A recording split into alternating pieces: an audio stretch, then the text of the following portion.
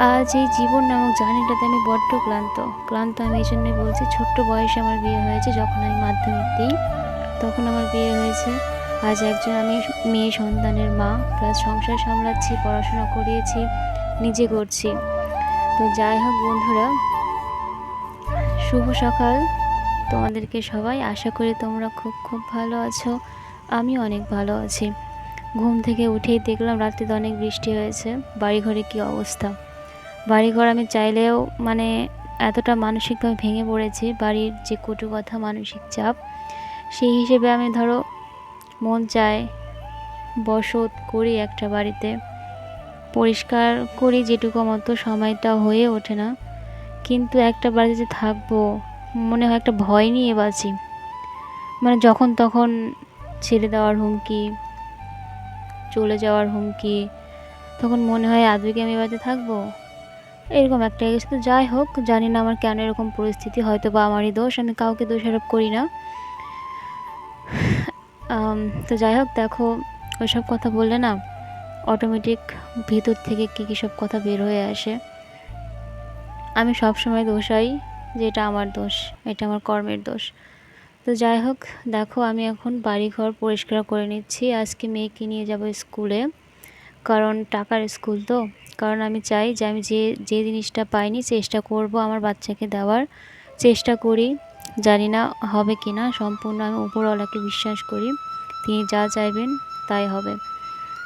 তো বাড়িঘর পরিষ্কার করে নিচ্ছি, পোষা উঠানটা ঝাড় দিয়ে নিচ্ছি। ঝাড়টা দিয়ে নেওয়ার পর মেয়ের জন্য টিফিন তৈরি করা, রান্না করা। মানে সকালবেলাটাতে আমি রান্না করতেই পারি না, কারণ এক একদিন সকালে উঠে পুজো দিয়ে যাই, স্নান করি, কাপড় চোপড় ধুয়ে যাই, তো বাসি কাজ সারা সব কিছু করার পর তারপরে হচ্ছে শুধুমাত্র ভাতটা রান্না করি। মেয়েকে তো খালি পেটে পাঠাতে পারি না, মানে ভালো লাগে না, আমার মন চায় না, কারণ ছোটো বাচ্চা তো। এমনিতে মেয়ে আমার অসুস্থ, সকালে খালি পেটে ওষুধ খেতে হয়, বিকেলে খেতে হয়। তো এটা তো আমার মেয়ের মানে অনেক যারা আমার পুরাতন ফ্রেন্ড আছো, বন্ধু আছো, যারা আমার পাশে থাকো, তারা তো জানো আমার মেয়ের কী সমস্যা। ও তো অনেক বড় একটা ফাড়া যাচ্ছে এখনও, জানি না সামনে কি আছে আমার।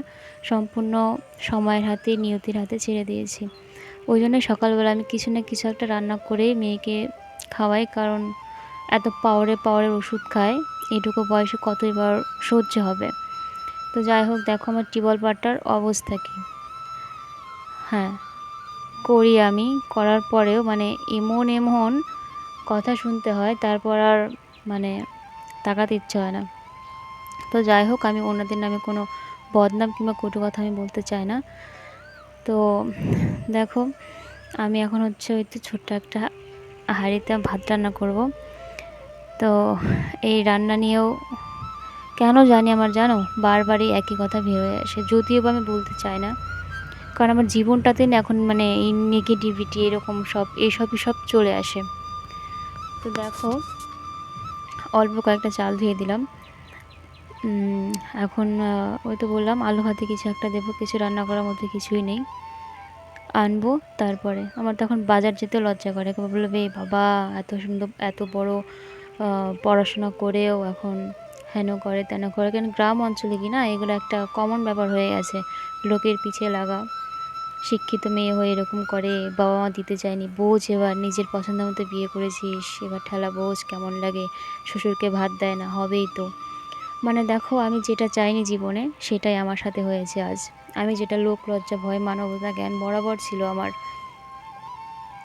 তো আমি সেটা দেখে ভয় পেতাম, আর সেটাই আমার সাথে হচ্ছে।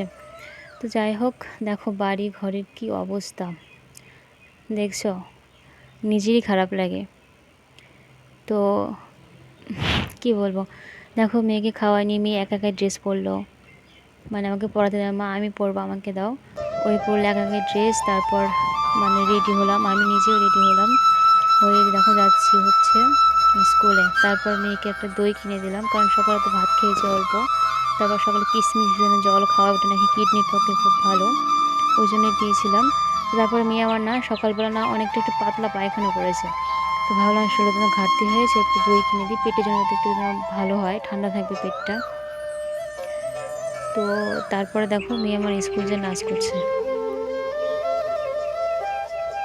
নাচ করতেছিল। আমি বললাম ঠিক আছে একটু তোর ভিডিও ক্লিপ নিই। তারপর দেখো বাড়ি আসার পর আমি স্নান করে নিয়েছি। সকালে আজকে স্নান করে যাইনি, অনেক দিন যাই স্নান করে, কিন্তু আজকে স্নানটা করা হয়নি আমার। তারপর দেখো কতগুলো কাপড় চোপড় জড়ো হয়েছিল, বিছানার চাদর।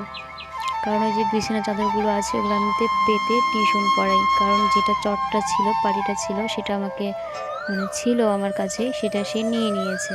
সে বলতে আমি জানি না। তো যাই হোক, আমার বাড়িতে আমি একা এবং আমার মেয়ে থাকে, আমার ছোট্ট মেয়ে, যাকে নিয়ে আমার সব স্বপ্ন, ওকে নিয়ে আমার সব কিছু। আর যদি না থাকতো আমি হয়তো এ বাড়িতে টিকতে পারতাম না, জানি না আমি কোথায় যেতাম। স্বামী বাড়িতে থাকে না। তো জানি না আমি জীবনটা কেমনভাবে পার করছি, জানি না ভবিষ্যতে কেমনভাবে আমি পার করব। তো দেখো, তোমাদের কাছে আমার একটাই চাওয়া, প্লিজ একটু পাশে থাকার অনুরোধ রইল, একটু চ্যানেলটা একটু সাবস্ক্রাইব করে দিও। তো বাড়িতে যে ফুল গাছ লাগিয়েছি সেই ফুল গাছ যে কতবার যে উঠিয়ে দিয়েছিল, আমি যতবার উঠাই দেয় ততবার আমি এনে এনে লাগাই, লাগাতে দেবো না। তারপর দেখো একটা ছোট্ট প্রজাপতি। তো ভালো থেকো সবাই।